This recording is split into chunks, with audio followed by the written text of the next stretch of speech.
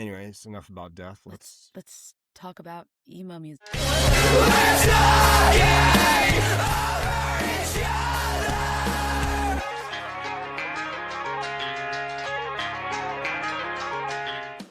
Hey, all you recovery emo kids. Amanda and Rob here at the Emo Kids Anonymous podcast. And on today's Emo Kids Anonymous minisode, we are going to be talking about the correlation between the pandemic that happened between 2020 to like about 2022, let's say, but it's all said and done.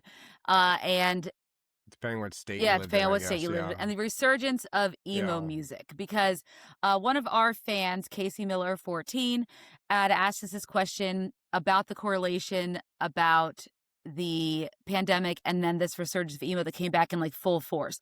Is there a correlation there? And there have been several interviews, there's been several articles talking about it, and I think the general answer is yes, there's definitely a correlation. There is a reason why the pandemic happens and then all of a sudden we're starting to see, especially like the third wave emo bands, getting this massive bump in popularity that's created the ability for them to come back in full force and make new music and tour. It brought about the When We Were Young festival. It brought about the return of Warped Tour. And then, of course, it brought back a lot of new bands that we've had on this show who have just kind of, a lot of them during the pandemic were writing and exploring and creating music that we now are talking about in 2026. So, yeah, that's going to be the topic for the day. Yeah. I feel like half the bands we've had on, maybe even more than half, not even exaggerating, their origin story starts like, oh, we were in some bands, and then the pandemic hit, and like we made a band instead, or like, like this was their sourdough bread.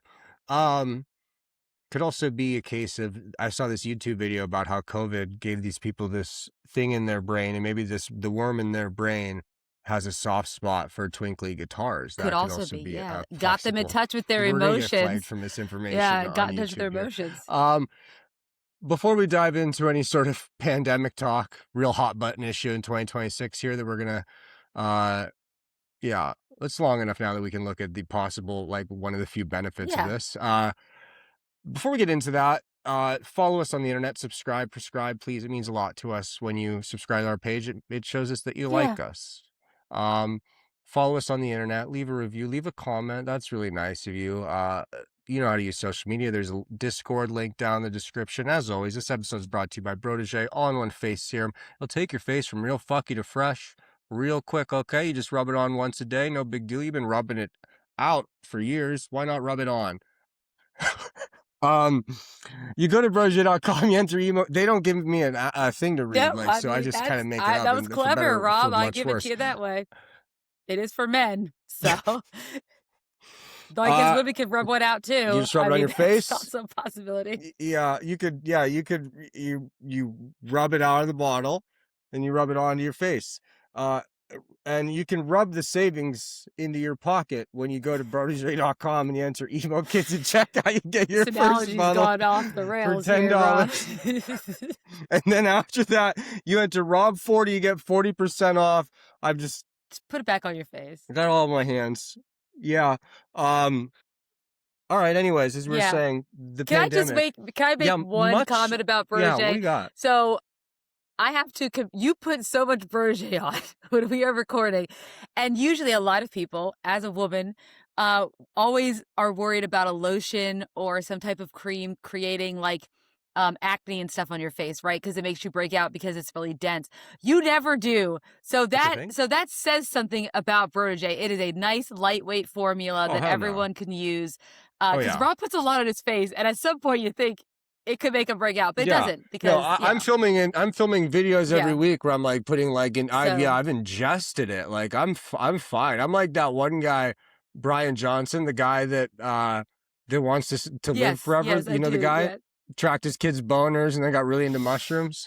I'm a lot like that guy, not in those ways. Just in the way of but in the way of vanity and wanting to remain young at heart and in face. And Protégé does numbers on me. So that's a great cosign right there. They also got a contest right now for tickets to the Warped Tour. Hotel VIP. Mm-hmm. They fly you there. Yeah, go to the Protégé Instagram. You just enter it right there. There you go. Whammy. Anyways, pandemic, Many are saying that much like MCR came from 9/11, Correlations there. the rise of Midwest emo, as it's referred to today, and the DIY emo, and the boom of today, and even the nostalgia third wave emo boom is related to the pandemic. Now let's explore it. this. So I think one of the large parts, and I was saying this to Rob before, the idea of nostalgia has always existed, but I think it's really hit its fever pitch during the pandemic. So we all remember we all got locked up. You don't have a lot to watch. Shout out Yeah, Akon. yeah, he hate locked. They're not gonna let him out. They weren't letting us out either. We couldn't go anywhere. And there was no new No new shows either, shows, really, was there? Not music. People really. weren't putting out new music. I mean, a lot tours had stalled. Everything kind of went to a standstill, right? Everyone was watching the Tiger King, and then everyone was watching. Oh, Tiger. Oh, and the Last Dance, the Michael Jordan doc. I Did watched you that guys one watch too. that one? Yep. Oh yeah, everyone watched the Yeah. last. Yeah, I And don't. then a lot of Yeah. people were listening to older music because new stuff wasn't really coming out. And this is also the rise in TikTok. Because people were stuck inside, they started using TikTok as a way to interact with one another, a way to cope.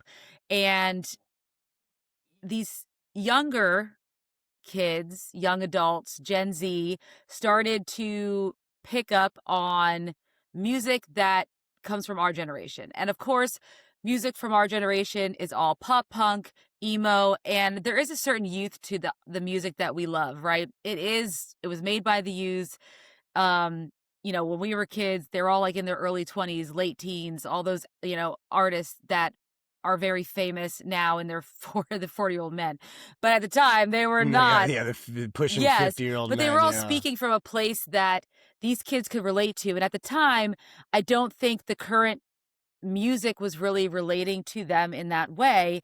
And so they started to gravitate towards these older bands. 2010's popular music was. It was pretty rough. I mean, you had like Billie Eilish and you had the SoundCloud rappers, and that was a whole Yeah, yeah, that that shit was was cool. thing. Yeah, but yeah, you also had a lot of fucking featuring. Yeah, Zed. lots of Zen music, buddy. I listened to a Target lot of that. A commercial lot of One music, Direction. Like it was, yeah. A lot of like it's like gym playlist Yes, music. Jim, Like the shit, it probably goes off at the gym, but it's like that. not so much when you're dealing with a lot of different things. Like, I mean, think about these kids are stuck inside, even our age, right? So a lot of people our own age, the term elder emo started to pop up because we're all stuck inside. And I know I started rewatching old shows that I hadn't watched. Like I watched the Gilmore Girls again, the OC, Friends, like things I hadn't, because I think Friends was like finally out on streaming. So everyone was like going nuts watching it. Yes.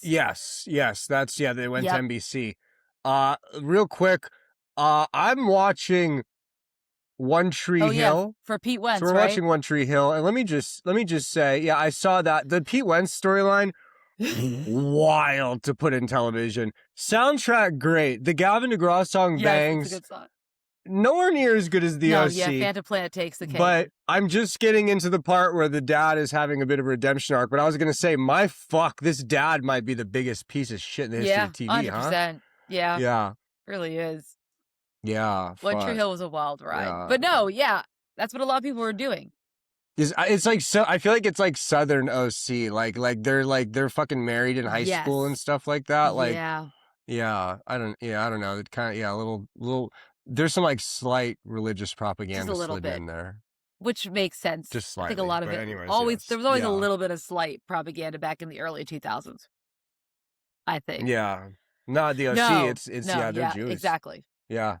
I mean, there was a little Jewish propaganda though. Like it got kids really interested in. Yeah. All of a sudden, they were really easing people into the Hanukkah thing. With the Christmas cut. Yeah. Shout out Adam Brody, did a good job. But no, yeah. Shout out Adam Brody, made everyone want to be Jewish. Yeah. Yeah, but it did. Like, I think that with the idea and concept of TikTok, and then everyone being stuck inside and starting to yearn for, like, how did our lives get to this, right? How did this ever happen? And then you start to turn on the old records and listen to the old music, which brings you back to a time when we weren't masked up and we didn't have Trump as president and life was not hard. We're like, it was hard, but not quite as Fuck, hard, yeah. or so we see. But yeah, what are your thoughts on it, Rob? Like, what do you think? I think, yeah, the 2010s, like pop music, there was cool bands in our scene, but it wasn't like thriving No. in the same way, I don't think. And I think a lot of that is just because everything stopping like that made it so. And there was like it's so recent, but it's so far away that like, and it became like so politicized and then like joked about and things like that. But we got like there was a while there where we were very freaked the fuck out. Like people were kind of like, we might not ever get live Yeah. music again, you know? May never go to a movie Like that theater was a again. legitimate Yeah. thought for a lot of people, you know, like the world might not ever go back to the same. And like for the most part, the world has kind of gone back to the same Yes. in ways, but like at least for a few years there, people really didn't take it for granted. And that's why you see like a big boom, like in our world, I feel like around like 22, 23, like bands Yes. popping up, really good records coming out because like, yeah, you had time during the pandemic. Plus like you were at home consuming media. And I don't know if you guys remember, but like that was like a pretty contentious summer on like Oh, the yeah. news. Like there was A a lot lot of of shit was shit going going down. on. Yeah, that was a A wild lot of bad fucking things, a lot of time where like protests, yeah. people started getting, yeah, a lot of, yeah. And I think the Trump years, the first four, I feel like we were kind of like pussies about it, kind of thing. Just like, you know, we don't stand with that guy, you know, like let's put on a hat over it. And it's like, well, no, we need it. Like this guy's a fucking Mhm. bully. You need to go at him.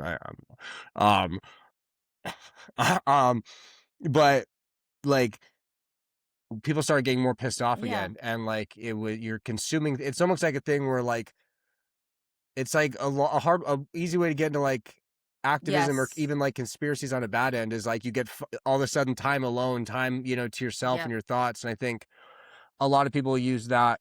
Yeah, a lot of people did become crazy nut job conspiracy theorists, but a lot of people also decided, hey, what if I like learn how to do some fucking cool sweeps on my guitar or Mhm. something like that? Or like I'll get really good at recording myself out in my Yeah. house. You know what I mean? Like fuck, I think it's Primrose or someone else recently where they're like, yeah, we did the whole album by ourselves in the house. I mean, even They Last You did their Kids, like first we talked album, to, like so they, yeah, by themselves, yeah. and it's basically the same time here where 2022, it's, yeah. yeah, and it's like, okay, maybe the studios weren't an option and home recording had just gotten a lot Yep. better. You know, we like talk about SoundCloud rappers, but like there was kind of like the SoundCloud bands LØLØ. too, in a sense of like, oh shit, we can do this at home and it's not going to sound totally fucking Yeah. terrible. Imagine that, yeah. You know, like, Technology had finally caught up to be able to do that. And I think it also gave a lot of time it gave a lot of the older bands time to reflect and make changes and kind of start making decisions. I think, like, I always think the pandemic is the best thing for, like, Fall Out Boy because after Mania in 2018, I think gave they them a needed reset. it. Yeah. Like, I know they had the Hella Mega tour that was going on, and even, like, for Weezer and Green Day, they're on that's the same tour, all 3 of them. They had to put that on pause, and I think for all those bands, they are Oh bigger yeah. Yeah. They now put it off for a in year. from Yeah. 2023 on, they are bigger than they were in, like, 2019 for sure. Weezer? Oh yeah, you forget, and Green Day was coming off like the worst Yeah, Green Day and record then of they all go on, yeah, time. I mean, they have become, like, so much bigger starting in 2023, and that's when Fall Out Boy put out their new album because they had time to really work on it. So you start to see these older bands coming back with new music, and then When We Were Young, I think that was, like, I think that was born out of a lot of things. They started noticing the trends on TikTok. They started noticing millennials who have money, um, Yeah, they're like, they'll oh, these motherfuckers, and spend they've been getting money. like $600 a month for Yeah, we've free been on getting top of free that shit. money. They're Like, like, "Oh, oh, we could do something with this." let's get that shit. Yes. Yeah, Ticketmaster's like, we haven't had you for a couple of Exactly. years. Like, yeah, we're gonna get So you they were back. able to pop off with the first When We Were Young, and everyone thought it was gonna be a fire fest, and it turned out not to be, probably because Ja Rule wasn't, like, taking part in it, but, I don't know.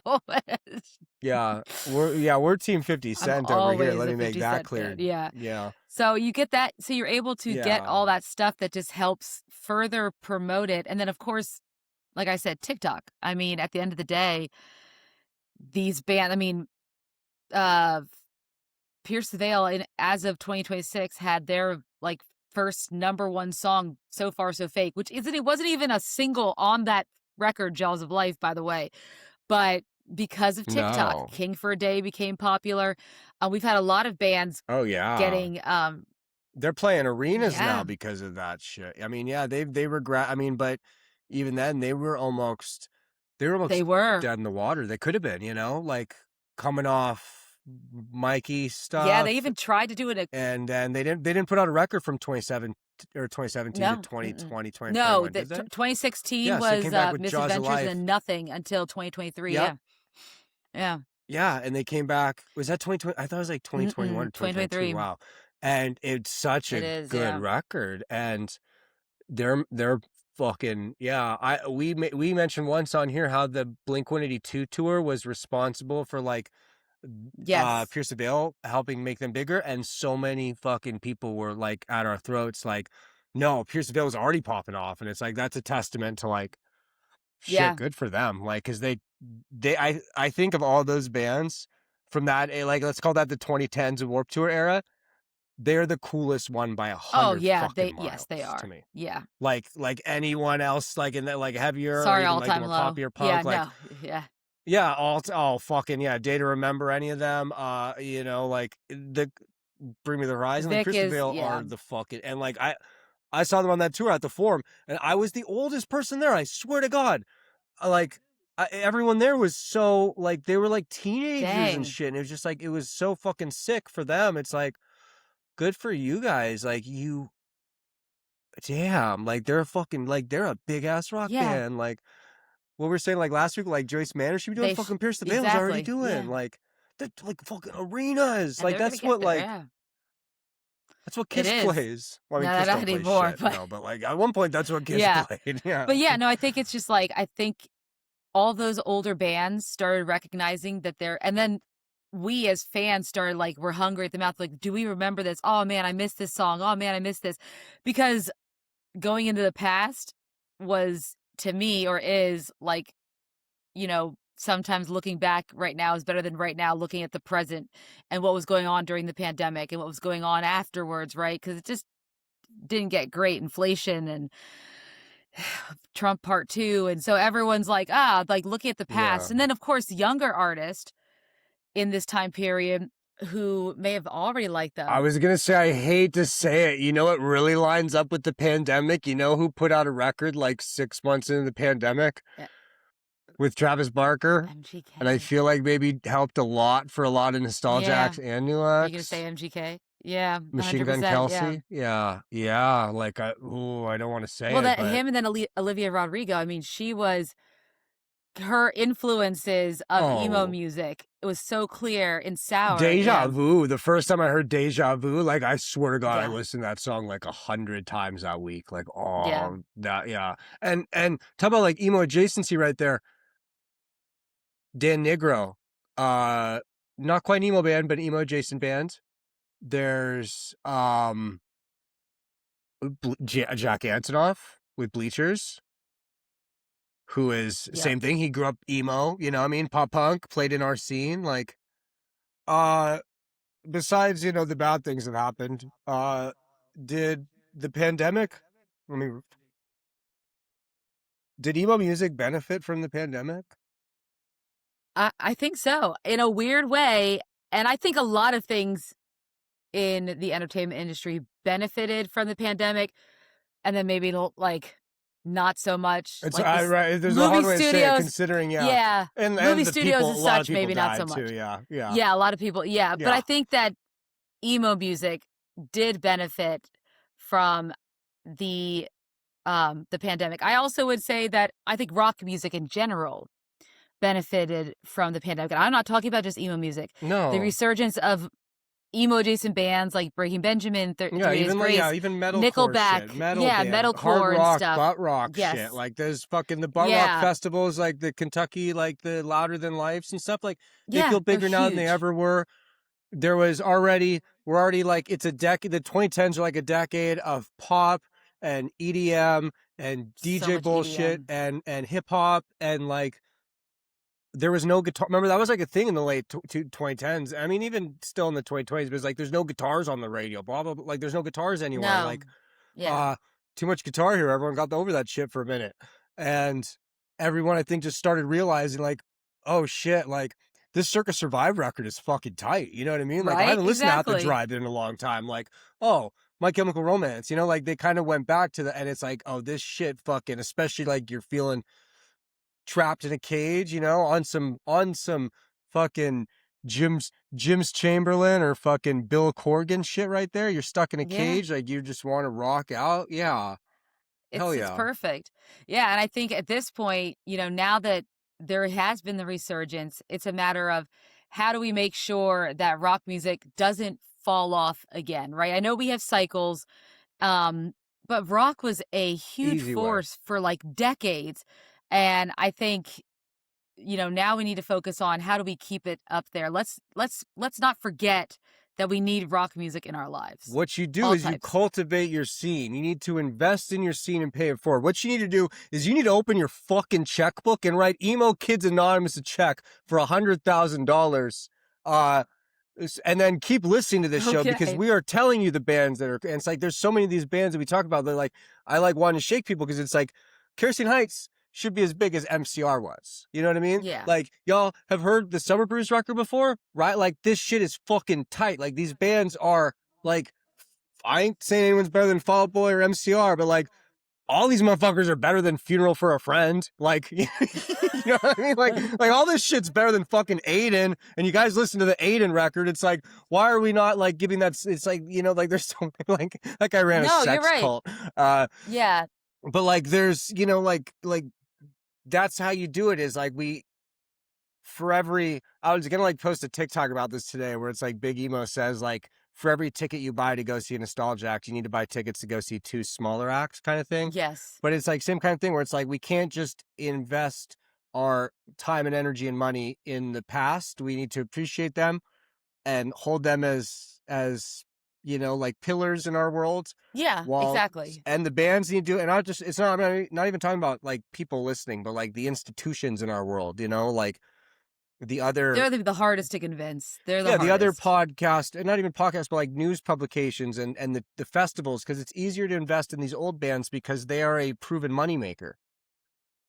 Take the Yes. chance on some other, like, that's how we pay it forward, because we can't do 10 more years of MCR doing arena and stadium tours. Like, Well, no, they won't do it for another 10 years yet. yeah. I mean, they'll do it in 10 years when they come back again. But Yeah, like, exactly. yeah, like, yeah. it's not sustainable to just be like, eventually, like, these guys are going to be in walkers and they're going to have to be replaced, and we haven't replaced them with anyone yet. So, Yes.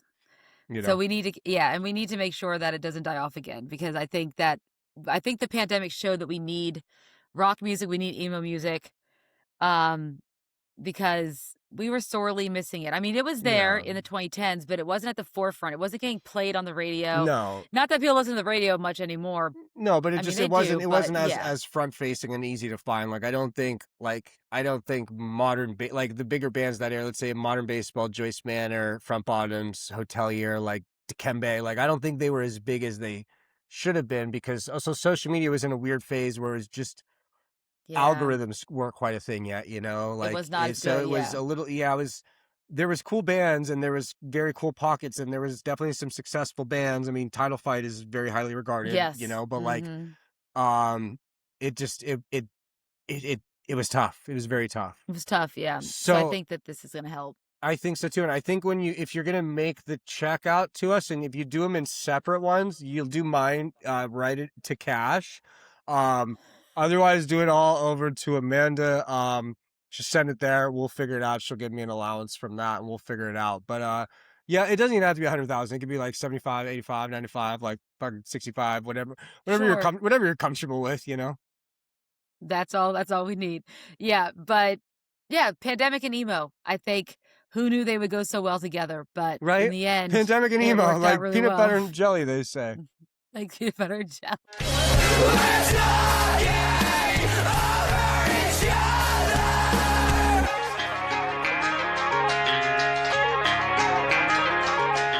Hey man, it's your boy Petty Hendrix, man. You tuned in to Emo Kids Anonymous. Check it out, you did.